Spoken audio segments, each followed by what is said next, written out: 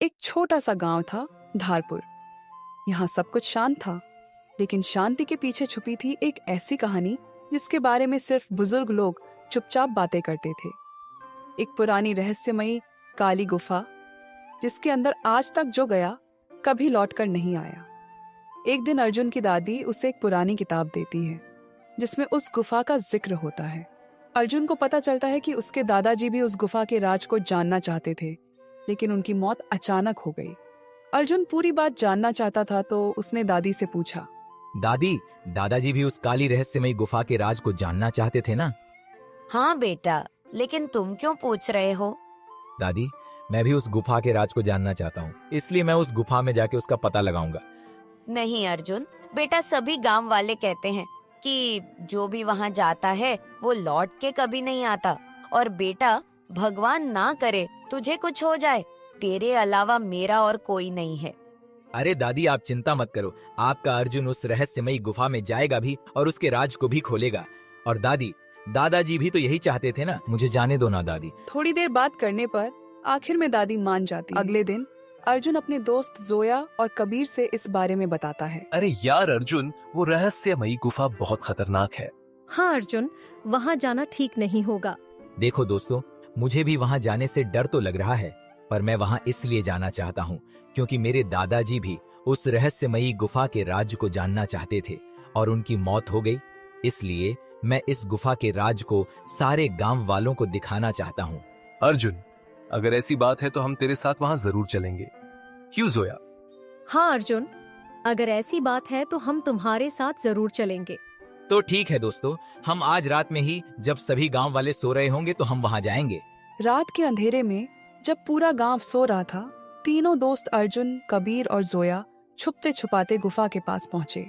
गुफा का मुंह सदियों से बंद था, लेकिन आज उसके पत्थर सिरक गए, मानो जैसे किसी ने उन्हें वहां बुलाया हो। जब वो गुफा के अंदर पहुंचे तो हर जगह अंधेरा ही अंधेरा था, सिर्फ एक मशाल जल रही थी। तभी जोया अर्जुन और कबीर से कहती है, अरे दोस्तों, यहाँ पर तो सब ठीक लग रहा है।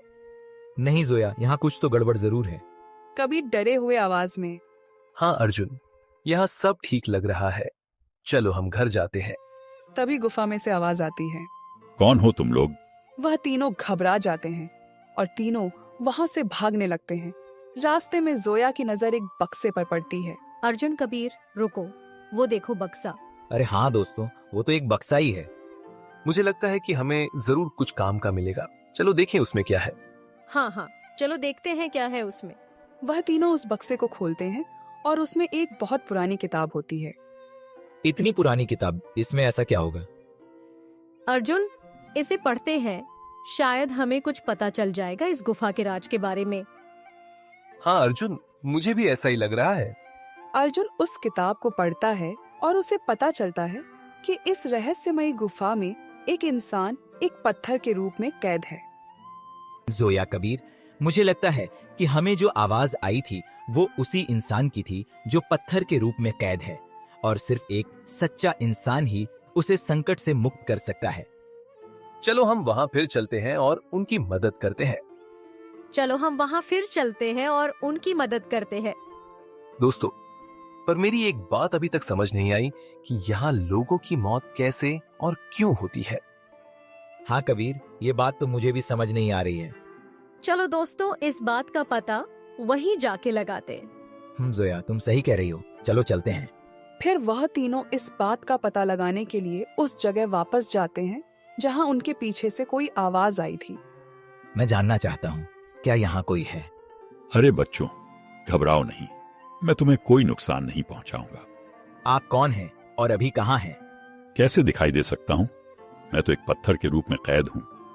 सच्चाई को बचाते बचाते मेरी ये हालत हो चुकी है। क्या आप हमें शुरू से इस घटना के बारे में बता सकते हैं?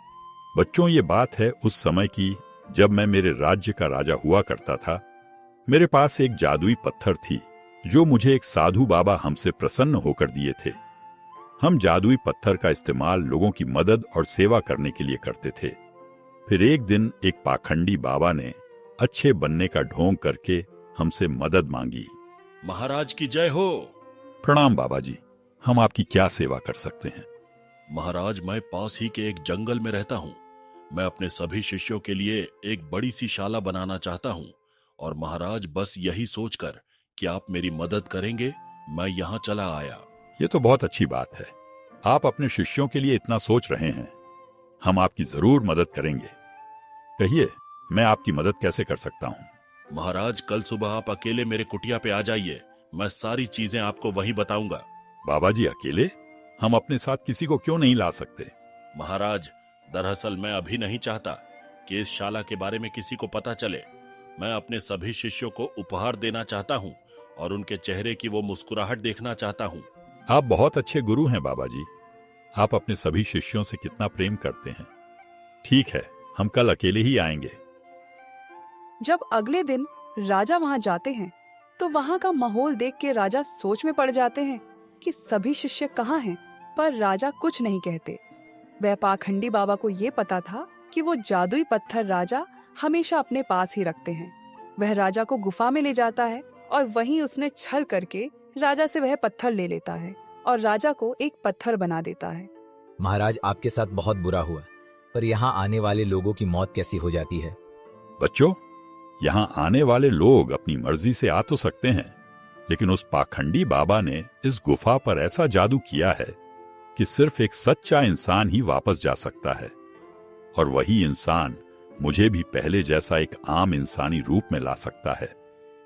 महाराज, तो क्या हम आपको पहले जैसा इंसान बना सकते हैं? अर्जुन, मुझे एक सच्चा इंसान ही पहले जैसा कर सकता है। अगर तुम चाहो तो कोशिश कर सकते हो, लेकिन अगर तुम नाकामयाब रहे तो तुम भी मेरे जैसे एक पत्थर बन जाओगे। वैसे तुम तीनों बच्चे बहुत अच्छे और सच्चे इंसान हो, तभी तुम सब मुझ तक पहुंच पाए हो। महाराज, मुझे खुद पर और मेरे दोनों दोस्तों पर पूरा विश्वास है कि हम आपको फिर से इंसान बना सकते हैं। क्यों दोस्तों? हाँ अर्जुन, तू बिल्कुल ठीक कह रहा है। हाँ अर्जुन, हम तुम्हारे साथ हैं। फिर अर्जुन ने उस पत्थर को छुआ और उसके छूते ही राजा पहले जैसे इंसान बन जाते हैं। और इस तरह तीनों के वजह से पूरे गांव के लोगों को इस रहस्यमयी गुफा के राज के बारे में पता चलता है। सभी गांव वाले अर्जुन